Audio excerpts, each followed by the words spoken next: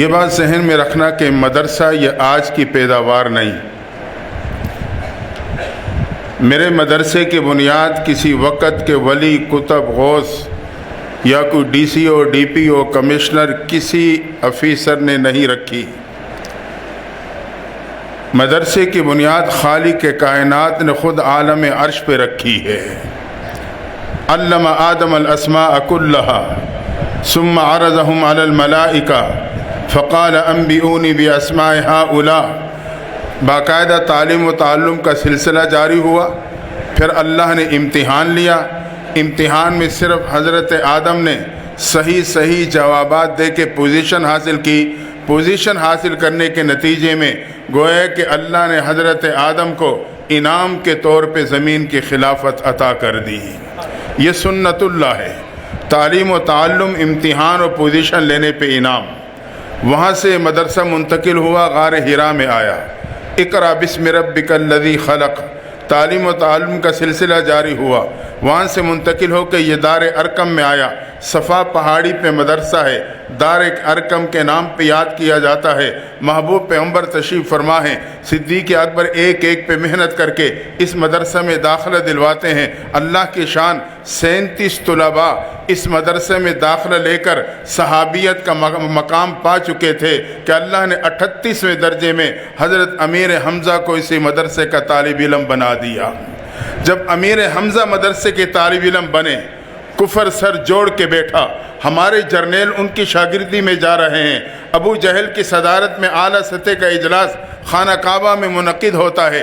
مشورہ ہونے لگا مدرسے کا راستہ کیسے بند کیا جائے، قرآن کی تعلیم کو کیسے ختم کیا جائے۔ ہمارے جرنیل ان کی شاگردی میں پہنچ رہے ہیں۔ مشورہ ہوتے فیصلہ یہ ہوا کہ مسلمانوں کے پیغمبر کو قتل کر دیا جائے۔ اللہ کی شان ذمہ داری عمر کو سونپی گئی۔ عمر تلوار لے کے اسی ارادے سے مدرسے دار ارقم کی طرف بڑھنے لگے۔ ایک صحابی رسول جو ایمان لا چکے تھے لیکن مخفی رکھا ہوا تھا، ابتدائی اسلام میں اس کی گنجائش کسی درجے میں موجود تھی، وہ آگے بڑھ کے عمر کا راستہ روکتے ہیں۔ روک کے کہا عمر اس حالت میں کہاں جا رہے ہو؟ عمر نے کہا مسلمانوں کے پیغمبر کو قتل کرنے چلا ہوں تاکہ قرآن اور مدرسے کا راستہ محنت ہمیشہ کے لیے ختم ہو سکے۔ صحابی دل ہی دل میں تڑپ گئے۔ کہا عمر پہلے گھر جا کے اپنی بہن کی خبر تو لے لینا، وہ بھی مدرسۃ البنات میں داخلہ لے چکی ہے۔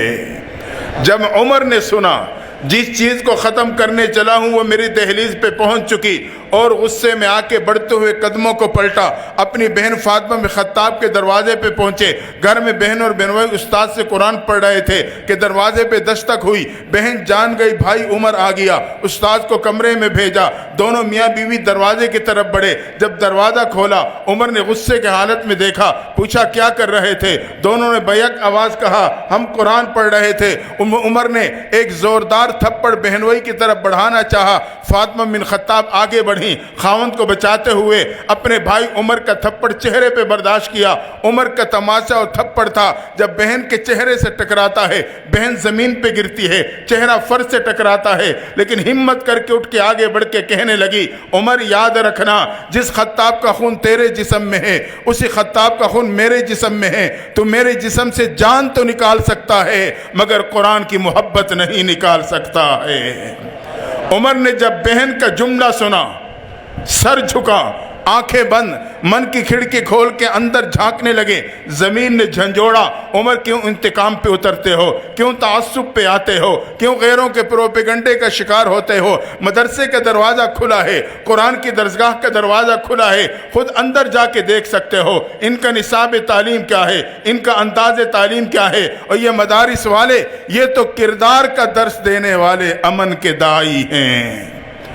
زمین نے جھنجھوڑا تو عمر نے آنکھیں کھولی، سر اٹھایا، سامنے کھڑی بہن سے کہنے لگے اچھا بہن مجھے بھی تو سناؤ کیا پڑھ رہے تھے؟ بہن نے قرآن سننے کے آداب بتلائے۔ بھائی پاکی حاصل کرنے چلے گئے، استاد کمرے سے باہر آئے۔ اب سبق میں بہن اور بہنوئی کے ساتھ بھائی بھی شامل۔ سبق سورہ طٰہٰ کی ایک آیت پہ رکا تھا، وہیں سے استاد نے آغاز کیا اننی انا اللہ لا الہ الا انا فاعبدنی واقم الصلاۃ لذکری۔ اللہ اپنا تعارف کرا رہا ہے، تحقیق میں اللہ ہوں، واجب الوجود، ہر جگہ ہر وقت موجود موجود ہوں, میں ہی عبادت کے لائق, میری ہی عبادت کرنا, نماز میری یاد کے لیے قائم کرنا. عمر اہل لسان تھے, جب یہ آیت سنی بے اختیار زبان سے تعریفی جملے نکلے, کہا یہ تو بہت ہی خوبصورت کلام ہے, مجھے بھی اپنے پیغمبر کے قدموں میں لے جاؤ. یہ سننا تھا. صحابی رسول تڑپ کے کہنے لگے, عمر تجھے مبارک ہو, تیرے پہ مدرسے کا دروازہ نہیں, قرآن کی درسگاہ کا دروازہ نہیں, حقیقت میں تیرے پہ ایمان کا دروازہ کھل چکا ہے. اگر آج ہم اور آپ اپنے اور اپنی نسلوں پر اس دینی درسگاہ, قرآن کی درسگاہوں کے دروازوں کو کھلا رکھیں گے تو اللہ اس پرفتن دور میں میرے نسلوں کی ایمان کی حفاظت فرما لے گا. عمر پہنچے مدرسے دار ارقم کے دروازے پر, دستک دی. گیٹ پہ کھڑے صحابی نے جھانک کے دیکھا, چہرے پہ پریشانی کے آثار آ گئے. امیر حمزہ نے وہیں سے دیکھ کے بھانپ لیا, اٹھے گیٹ کے پاس کھڑے ساتھی کے پاس آئے. کون ہے دروازے پہ دستک دینے والا؟ کہا عمر ننگی تلوار ہاتھ میں لیے مدرسے کے دروازے پہ دستک دے رہا ہے. امیر حمزہ نے کہا ہٹو, دروازہ میں کھولوں گا. اچھی نیت سے آئے ہیں خوش آمدید کہوں گا, بری نیت سے آئے ہیں اسی کی تلوار سے اس کا سر قلم کر دوں گا. حضرت امیر حمزہ آگے بڑھے, مدرسے دار ارقم کا دروازہ کھولا. جیسے ہی دروازہ کھولا عمر نے نگاہیں اٹھائی تو امیر حمزہ کے چہرے سے ٹکرا گئی. عمر نے اٹھی ہوئی نگاہوں کو جھکا لیا. امیر حمزہ نے بھانپ لیا, انہوں نے اپنے جمے ہوئے قدموں کو ہٹا لیا. عمر نے قدم بڑھائے, صحابہ نے راستہ دے دیا. عمر بڑھتے ہوئے محبوب کے قدموں میں جا کے بیٹھے, چہرے انور کو دیکھ کے کہنے لگے اللہ کے نبی مجھے کلمہ پڑھا دو. یہ سننا تھا. تاریخ اسلام کا سب سے پہلا موقع ہے, مدرسے دار ارقم کی فضا نعرے تکبیر سے گونج جاتی ہے. صحابہ نے اللہ کی عظمت کو بیان کر دیا, اللہ کی کبریائی کو بیان کر دیا کہ عمر بھی ایمان کے دامن میں آ چکا ہے. وہاں سے مدرسہ منتقل ہوا, مسجد نبی میں باقاعدہ اس کا قیام ہوا, جہاں مسافر طلباء کا بھی انتظام ہوا. مسجد نبی, مدرسہ صفہ, وہاں مسافر طلباء کا بھی انتظام کیا جاتا ہے. پھر یہ مسجد نبی کا تنور درخت اللہ نے اس کی شاخوں کو پوری کائنات پہ پھیلا دیا. آج یہ ادارہ اس عمارت کا نام نہیں, حقیقت میں مسجد نبی کے اس تنور درخت کی شاخ کا سایہ ہے جو اللہ نے اس مسجد مدرسے کی صورت میں آپ کے اس علاقے پہ ڈال دیا ہے. اگر ہم اس شاخ کے سائے کے نیچے جمع رہے, قیامت کے دن اللہ مجھے اور آپ کو عرش کے سائے کے نیچے جمع فرما دے گا.